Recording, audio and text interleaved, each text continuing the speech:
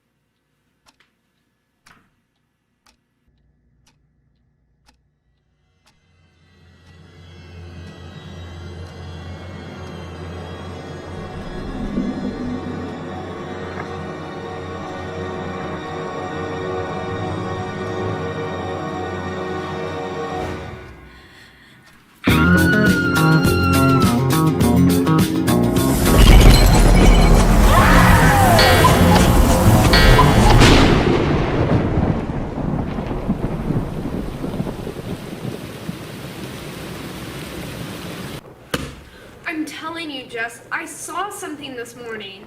I believe you. College can be a scary place. But it's not like that. I'm telling you, he had a knife. Trust me, you'd be surprised. How did you know it was a guy anyways? You said they were wearing a mask, right? Yeah, I guess you're right.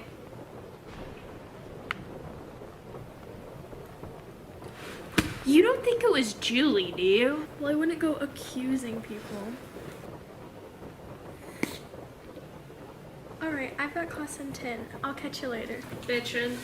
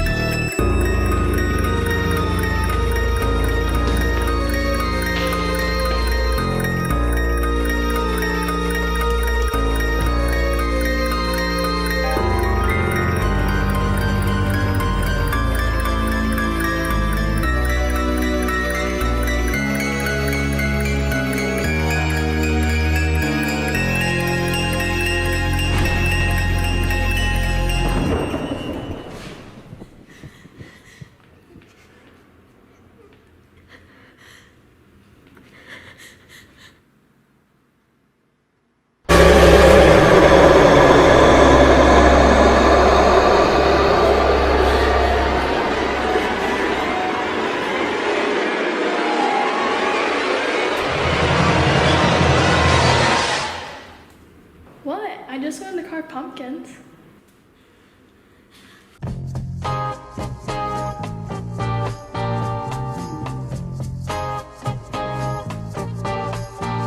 In the cool of the evening when everything is getting kind of groovy, I call you up and ask you if you'd like to go with me and see a movie.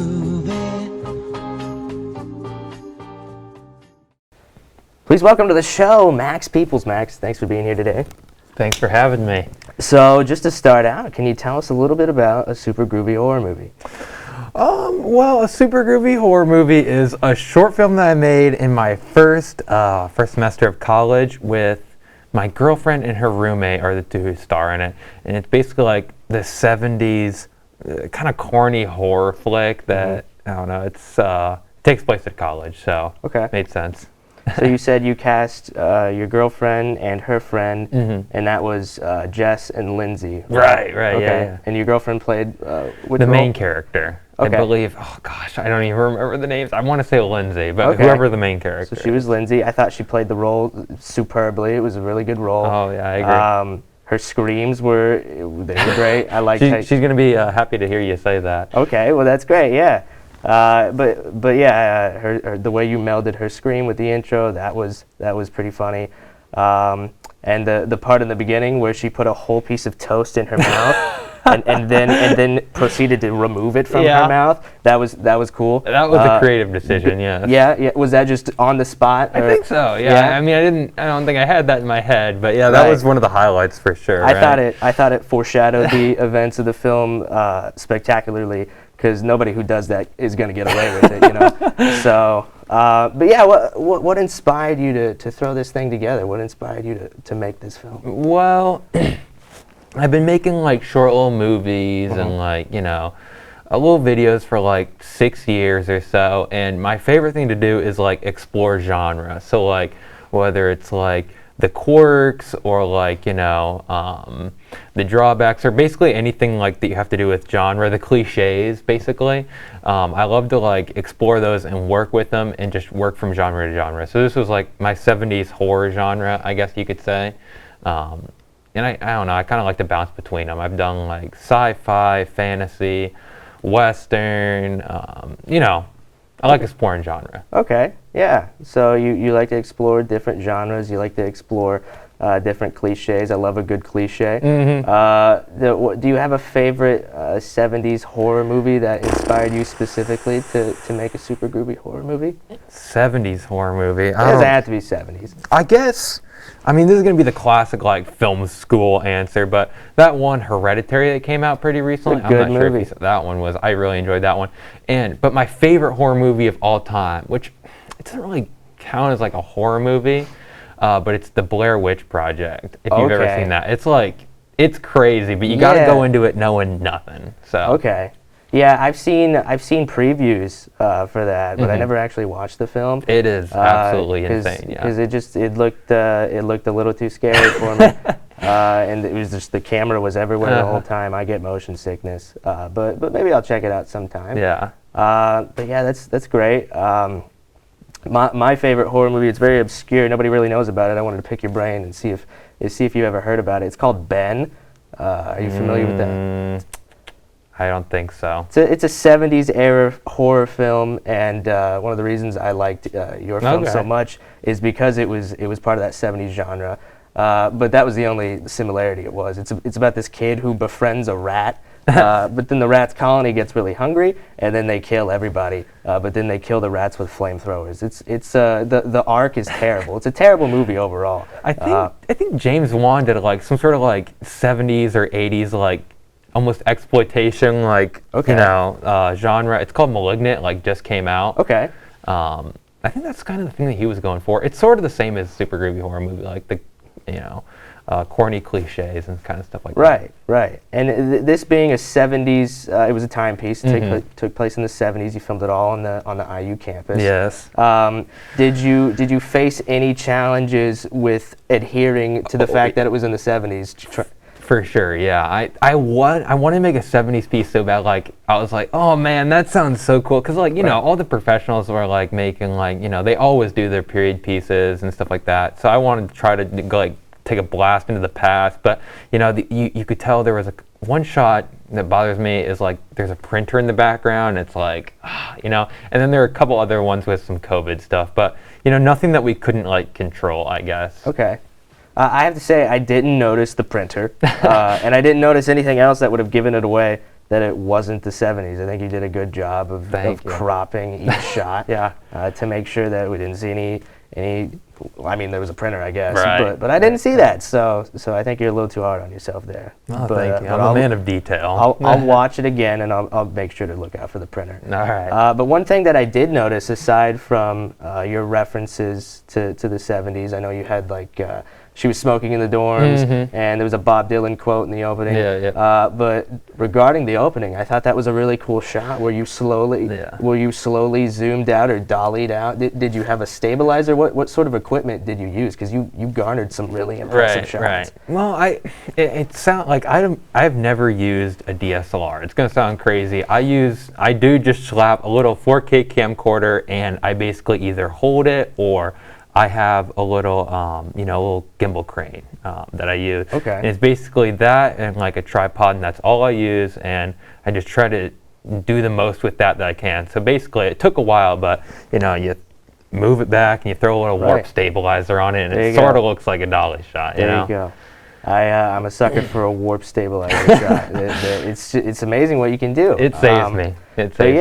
Some of those shots were really impressive. I really liked the opening. I know there was one shot where it was kind of a aerial shot of her running down the hallway, and I was like, how does he do that? And you're kind of tall, so now it makes sense now that I see you in person. But even so, it looked like you had a whole crew with you, so it was. Oh yeah, I love to do it. So I was basically just like almost like running like that. Yeah, like just like that. Okay. So yeah, that's first kind of how I did that demonstration we've one. had on the show. Thank you. You're making history. Yeah, absolutely.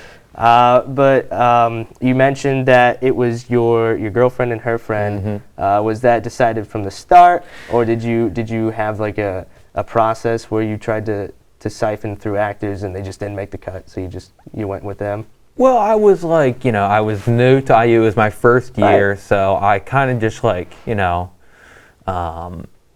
they were totally up for it and they were totally down for it, and I like wanted to get it done. Not that I wanted to get it done, but I was really excited to do it. So I grabbed both of them. Shout out to those guys, Skylar and Hannah. But yeah, they loved it and they were really happy to do it. Okay, I thought they were cast perfectly. I thought I agree. They fit the roles great. I loved Jess's line at the end. You just wanted to carve pumpkins. Right. That was great. Great delivery. It was a funny movie. I really enjoyed it. One more question, obscure question, really doesn't have anything to do with anything. I noticed every time something scary happened, there were cuckoo clock noises. Whenever we threw these questions together, we were like, we got to know, is there a meaning behind the cuckoo clock noises? We were just curious. I don't think so. It's like what is it? Is there like there's some movie where it's like every time someone gets murdered, maybe it's The Shining and there's like an orange in the shot or something like that. Okay. No, I didn't. Totally on accident. I mean, unless if you saw it, then great. But Okay. I guess I just love my sound effects. I enjoyed the sound effects, the cuckoo clock especially. Thank you. Overall, really enjoyed it. Great film. Thank you Great so film. much. I appreciate it. Well, that's all the time we have for today. Again, thanks so much, Max, for coming to talk about your film.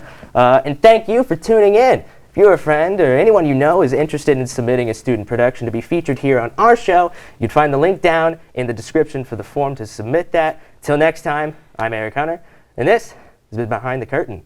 Stay groovy.